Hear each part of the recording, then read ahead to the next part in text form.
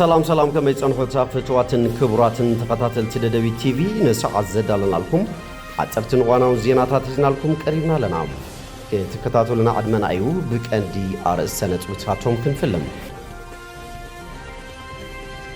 مبل 14 عام الزخري على تمسوات نبر قدامي منستر ملس زيناوي كبرتاتن استمهروتاتن ملس نمو حسلاوه لالاونتن مسر سوسانن بزول مري حساب مسمن اسي كتما مغله مدرخ زتت خايدوم وكلنا حزب زيبولو بهراو مخكر كوميشن استسمي اي حق منغستاو غجله نتهاجرنا مولت صفات وي كا ارماجيديون زمره تغبارنا فصمه كم زركب مكتل حلافي بيرو غديات كومونيكيشن تግራይ አይተ ጸጋዛ አብካስ ሐቢሮም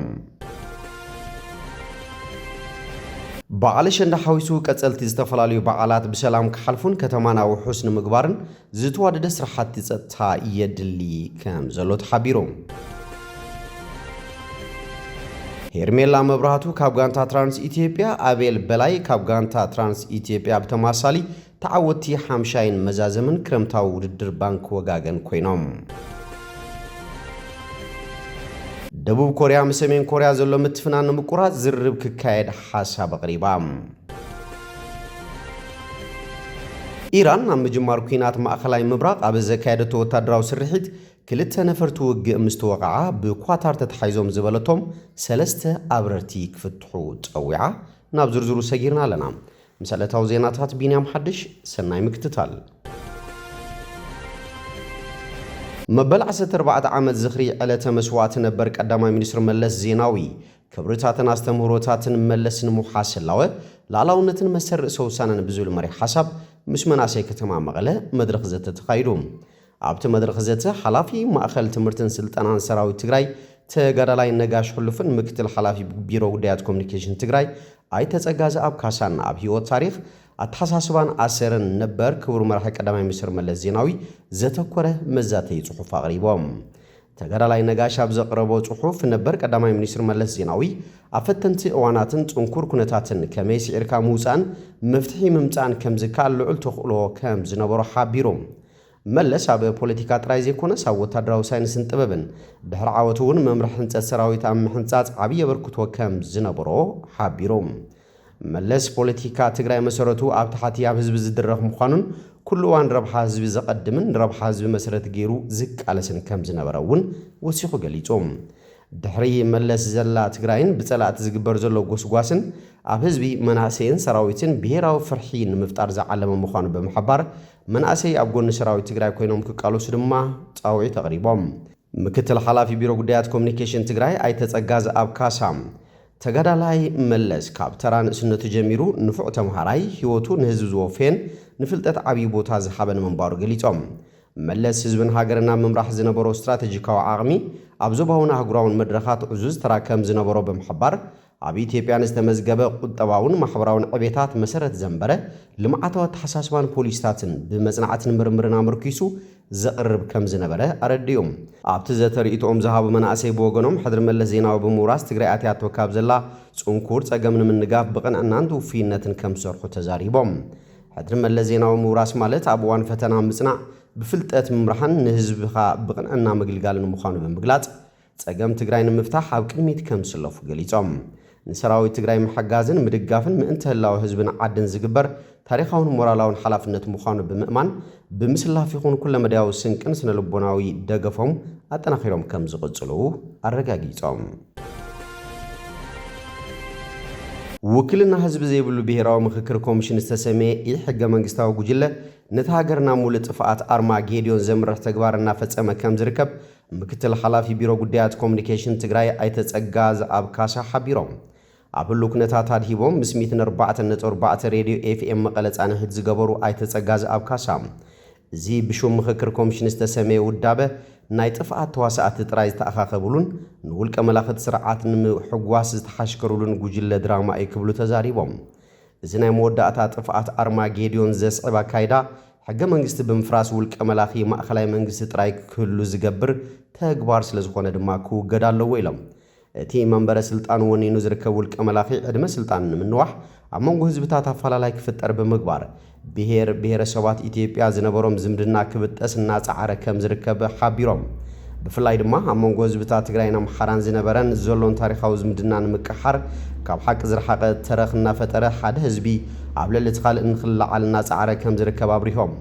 ኣብቲ ብሄራዊ ምክክር ኮሚሽን ዝተሰመየ ሕገ መንግስታዊ ጉጅለ ዘለዎ ተወከልቲ ህዝቢ ኢና በሃልቲ እውን እንትኾኑ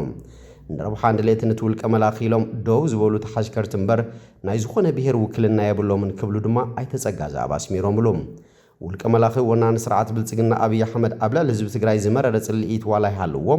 ኣብ ልዕሊ ካልኦት ብሄራትን ብሄረሰባትን ኢትዮጵያ እውን ንወንበሩ ዘነቓንቕ ምንቅስቓስ እንተገይሮም ጆኖሳይድ ካብ ምፍጻም ንድሕሪት ዘይብል ኣምባገነን ምዃኑ እናገሃደ ይመጽእ ከም ዘሎ ሓቢሮም ሕጂ ዘሎ ካይዳ ውልቀ መላኺ ኣብይ ኣሕመድ ዓሊ ናብ ሙሉእ ጥፍኣት ዘምርሕ ምንቅስቓስ ከም ሃገር ናብ ሓደጋ ዘእቱ ስለ ዝኾነ ህዝብታት ኢትዮጵያ ሓቢሮም ተቓሊሶም ነቲ ስርዓት ካብ ምውጋድ ካልእ ኣማራፂ ከም ዘይብሎም ገሊፆም ተወከልቲ ህዝቢ ትግራይ ኢና ኢሎም ኣብቲ ኮሚሽን ዝሳተፉ ዘለዉ ተጋሩ እውን ውልቀ ረብሖኦም ንምዕዋት ኢሎም ዝተሰለፉ እምበር ዋላ ሓንቲ ዓይነት ውክልና ህዝቢ ከም ዘይብሎም ፈሊጦም በቲ ተግባሮም ክሓፍሩ ከም ዝግባኦም ኣይተጸጋዝ ኣብ ካሳ መልእኽቶም ሕሊፎም በዓል ኣሸንዳ ሓዊሱ ቀጸልቲ ዝተፈላለዩ በዓላት ብሰላም ክሓልፉን ከተማ መቐለ ውሑስ ንምግባርን ዝተዋደደ ስራሕቲ ጸጥታ ከም ዘድሊ ተሓቢሩ ቤት ጽሕፈት ምልሻ ክፍለ ከተማ ሓወልቲ ኣከባብራ በዓል ኣሸንዳን ካልኦት ቀጸልቲ በዓላትን ኣመልኪቱ ምስ ህዝባዊ ምልሻን መዳርግቲ ኣካላትን ዘትዩ ኣብቲ መድረኽ ተረኺቦም መልእኽቲ ዘሕለፉ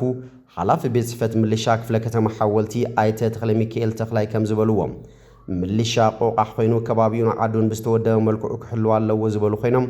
ኩሉ ነገር ብንቕሓት ብምክትታል ሓደጋ እንተየብጽሑ ከለዉ ብኣጋ ክነቃልዖም ኣለና ክብሉ ገሊፆም እዚ ህዝባዊ ምልሻ ምስ ነባር ዓቕሚ ፖሊስ ልምዓት ጉጅለ ብሓባር ብምዃን ደገፍትን ተሓባበርትን ኮይና ክንሰርሕ ኣለና ዝበሉ እንትኸውን ምስ ዕጥቅን ማሕበራዊ ናብራ ዘሎ ጸገም ቀጻልን እናተረዳዳእና እንፈትሐሉ ባይታ ክንፈጥር ኣለና ክብሉ መልእኽቶም ሕሊፎም ብተወሳኺ ኣብቲ መድረኽ ተረኺቦም መልእኽቲ ዘሕለፉ ሓላፊ ቤት ጽሕፈት ምልሻ ከተማ መቐለ ኣይተ ገብረ እግዚኣብሔር ገብረ ማርያም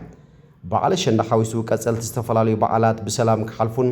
ከተማና ውሑስ ንምግባርን ዝተዋደደ ስራሕቲ ጸጥታ ከም ዘድሊ ገሊፆም ውዳበ ሓይሊ እዩ እቲ ገጢሙና ዘሎ ጸላኢ ተወዲብና እንተዘይተቓሊስናዮ ሓደጋ እዩ ህዝቢ ብውዳበና ክነንቅሕ ክንመርሕ ክነሰልፍ ኣለና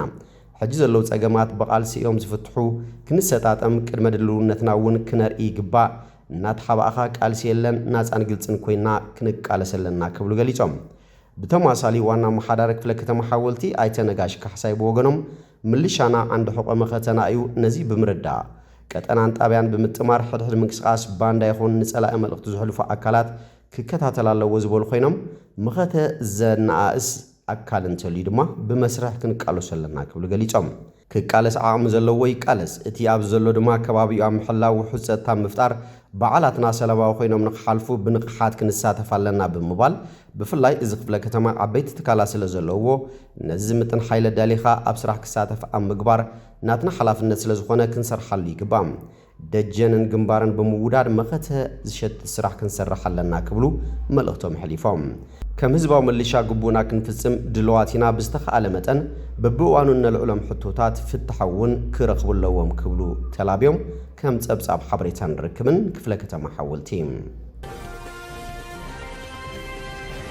ሄርሜላ መብራህቱን አቤል በላይን ክልቲዮም ካብ ጋንታ ትራንስ ኢትዮጵያ ተዓወቲ ሓምሻይን መዛዘምን ክረምታዊ ውድድር ባንክ ወጋገን ኮይኖም ቀዲሙ ዝተኻየደ ኮርስ ደቂ ኣንስትዮ 50 ኪሎ ሜትሮ 25 ዙር እንትኸውን ሄርሜላ መብራህቱ ካብ ጋንታ ትራንስ ኢትዮጵያ ዝተዓወተትሉ ኮይና መቅደስ ሃፍቶም ካብ ጋንታ ትራንስ ኢትዮጵያ ካልእቲ ሽሻይት ተኽላይ ብውልቀ ሳልሰይቲ ብምዃን ውድድረን ዛዚመን ብጋንታ ድማ ትራንስ ኢትዮጵያ ቀዳመይቲ መቐለ 70 እንደርታ ካልእቲ ኮይነን ዛዚመን ተቀዳደምቲ ንዝተመደበለን ርሕቀት ኣብ ውሽጢ 1 ሰዓትን 19 ደቂቃን 22 ሴኮንድን ዝወደአለን ኮይኑ ብሰዓት 37.11 ኪሎ ሜትሮ ተሓንቢበን ቀፂሉ ዝተኻየደ ውድድር ኮርስ ደቂ ተባዕትዮ 80 ኪሎ ሜትሮ 41 ዙር እንትኸውን አቤል በላይ ካብ ጋንታ ትራንስ ኢትዮጵያን ተዓወተሉ አማኑኤል ብርሃነ ካብ ስራሕቲ ንግዲ ጉና ካልኣይ ሃይላይ አረጋው ካብ መቐለ 70 እንደርታ ሳሳይ ብምዃን ውድድሮም ዛዚሞም ብጋንታ ድማ ትራንስ ኢትዮጵያ ስራሕቲ ንግዲ ጉና መቐለ 70 እንደርታ ብቀደም ሰዓብ ካብ ቀዳማይ ክሳብ ሳሳይ ደረጃ ኮይኖም ዛዚሞም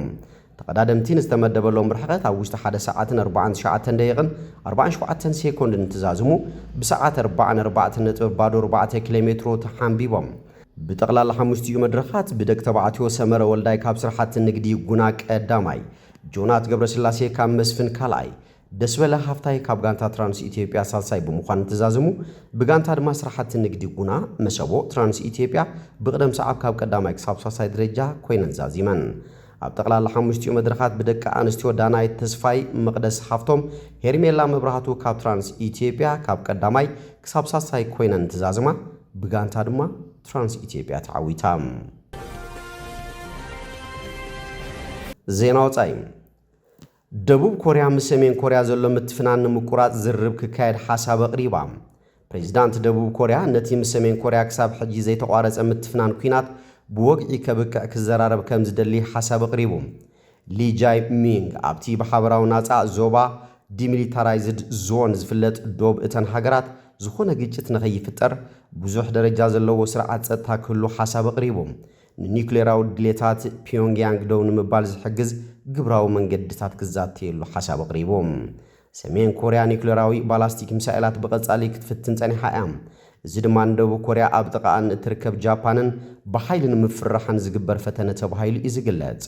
ኣብ መንጎ ክልቲኦም ሓውሲ ወሽመጥ ደሴታት ሃገራት ዝነበረ ግጭት ኣብ 1953 ቋጽራ ፈረንጂ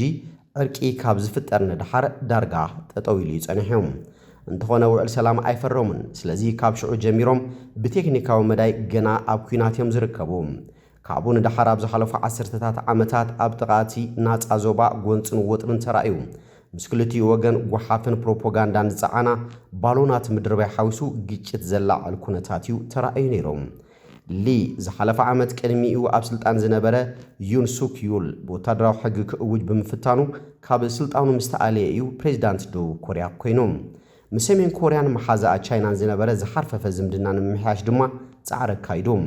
ነታ ሓውሲ ደሴት ካብ መግዛእቲ ጃፓን ናጻ ዝወፀትሉ መዓልቲ ሓርነት ንምዝካር ኣብ ዝተኻየደ ስነ ስርዓት ነዊሕ እዋን ዝጸንሐ ኩናት ነንሕድሕድና ንምፍርራሕ እንገብሮ ምንቅስቃስ ገዲፍና ቀጥታዊ ዝርብ እንጀምር ክብል ገሊጾም ሊ ክልቲአን ሃገራት ንሰላማዊ ሓበራዊ ህይወትን ሕድሕዳዊ ዕቤትን ክዝትያ ተስፋ ከም ዘለዎ ብምግላጽ እዚ ድማ ንምዕባለ ኒውክሌራዊ ዓቕሚ ሰሜን ኮርያ ደው ንምባል ዝሕግዝ ውጽኢታዊ መንገድታት ንምዝታይ መድረኽ ኮይኑ ከገልግል ከም ዝኽእል ገሊጾም ሰሜን ኮርያ ንዘረባ ሊ ክሳብ ሕጂ ምላሽ ኣይሃበትን መንግስታዊ ማዕከን ዜና ሰሜን ኮርያ ኪም ኣብታ ሃገር ንዝኽሪ መዓልቲ ሓርነት እታ ሃገር ብዕንበባ ብምንባርን ሓለዋ ክብርን ከም ዘኽብር ጸብጺበን ፒዮንግያንግ ቅድሚ ሕጂ ደቡብ ኮርያ ብኒውክሌር ዝሰርሓ መራኸብ ኩናት ንምህናጽ ምስ ኣሜሪካ ዝገበረቶ ስምምዕ ብምንቃፍን ኣብ መንጎ ክልቲአን መሻርክቲ ሃገራት ክካየድ ዘሎ ሓበራዊ ልምምድ ብምኹናንን ንጻውዒት ሊ ነጺጋቶ ነይራ ኣብ ወርሒ ጥሪ 2024 መራሒ ሰሜን ኮርያ ኪም ጆንግ ኡን ድሕሪ ደጊ ምስ ደቡብ ኮርያ ሓድነት ምፍጣር ከም ዘይከኣለ ኣፍሊጡ ነይሩ ኳዳስ ኪም ደቡብ ኮርያ ቀዳማይ ጸላእን ዘይልወጥ ቀንዲ ጸላእን ምዃና ንሰሜን ኮርያውያን ንምምሃር እቲ ቅዋም ክመሓሽ ከም ዘለዎ ገሊጾም ኣብቲ እዋን ኣብ ዝሃቦ መደረ ኣብ ሓውሲ ደሴት ኮርያ ኩናት እንተተላዒሉ ሰሜን ንደቡብ ክትጎብጣ ከም ዝኾነ ወሲኹ ገሊጾም ሰሜን ኮርያ ኣብ 2022 ቋጽራ ፈረንጂ ንነብሳ ኒውክሌራዊ ሓይሊ ምዃና ምእዋጃ ይዝከር ትራምፕ ኣብ ናይ ፈላማይ እብረ ስልጣኑ ምስ ኪም ዝተራኸበ እንኮ ምዕራባዊ መርሒ እዩ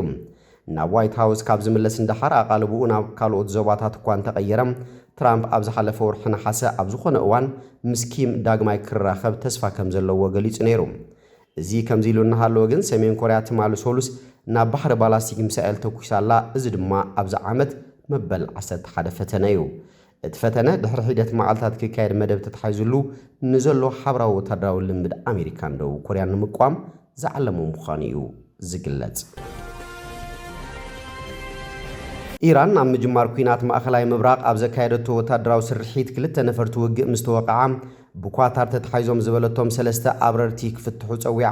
ኢራናዊ ብርጌደር ጀነራል መሐመድ ባጋር ዛደ ናብ ሓላፊ ዓለማዊ ኮሚቴ ቀይሕ መስቀል ኣብ ጽሓፎ ደብዳበ እቶም ኣብረርቲ ጃቫድ ሳልሕ ዓብደል ማጅድ ጀስቲያንን ኢምራን በህሮሽያንን ንሽድሽተ ዋርሕ ከም ምሩኻት ኮይኖም ከም ዝተተሓዙ ገሊጾም ንሱ ወሲኹ ማጅድ ካዘሚ ዝተባሃለ ራብዓይ ፓይለት ግን ብክልተ መጋቢት 2026 ቋጽራ ፈረንጂ ሰለስተ መዓልቲ ድሕሪ ምጅማር እቲ ውግእ ኣብ ተመሳሳሊ ስርሒት ድሕሪ ምቕታሉ ሬስኡ ከም ዝተመለሰ ገሊጾም ኳታር ንሕቶ ኢራን ብምንጻግ በዚ መደናገር መግለጽታት ከም ዝተገረመት ገሊጻ ጀነራል ባገር ዛደ ወሲኹ እቶም ሰለስተ ፓይለታት ንወታደራዊ ማዓስከር ኳታር ኢላማ ብምግባር ኣብ ዝተኻየደ ናይ ውግእ ተልእኾ ካብ ነፈርቲ ምስ ወጹ ብኳታር ከም ዝተተሓዙ ሓቢሮም ኣብቲ ኣብ ማዕከናት ዜና ኢራን ዝተቃልሐ ንሓላፊት ዓለማዊ ኮሚቴ ቀይሕ መስቀል ሚርጃና ስፖልጃሪች ዝተጻሓፈ ደብዳቤ ኳታር ዓለም ለኽ ሕግታትን ስርዓታትን ብምጥሓስ መሰላት እዞም እሱራት ትግህሳላ ክብል ከሲሶም እቲ ደብዳቤ እቶም ሰለስተ አብረርቲ ምስ ስድሮኦም ክራኸቡ ከም ዘይተፈቀደሎም እውን ይገልጽ ወሃብ ቃል ሚኒስትር ጉዳያት ወጻኢ ኳታር ማጀድ መሐመድ አልአንሳሪ ምስቶም አብረርቲ ናይ ኳታር ክልል አየር ምስ ተሓሱ ርክብ ተገይሩ እኳ እንተነበረ ግና መልሲ ከም ዘይረኸበ ገሊጹ ብመሰረተ ሃገራዊ ሕጊ ንግዛኣትና ንምክልኻል ዘድሊ ስጉምትታት ወሲድና ክብል ኣብ ኤክስ ኣብ ዝሃቦ ምላሽ ወሲኹ ገሊጾም አልአንሳሪ ጉጅለታት ምድላይን ምድሓንን ኳታር ሬሳ ናይቶም አብረርቲ ኣብ ምድላይ ስርሖም ብዝለዓለ ደረጃ ፈጺሞም ኢሎም ንሱ ኳታር ንኢራን ሬሳ ናይቲ ዝተረኸበ ካብቶም አብረርቲ ንምውሃድ ከም ዝፀዓረት ብምግላጽ ቴሄራን ዝርዝር ናይቲ ስርሒት ምድላይን ምድሓንን ንምግምጋም ንዝቐረበላ ሕቶ ገና ምላሽ ኣይሃበትን እምበር ተስፍትዋትን ክቡራትን ተኸታተልቲ ደደቢት ቲቪ ንሰዓት ዘዳልናልኩም ዜናታት ነዚኦም ይመስሉ ስለትምክታልኩም ኣመስጊና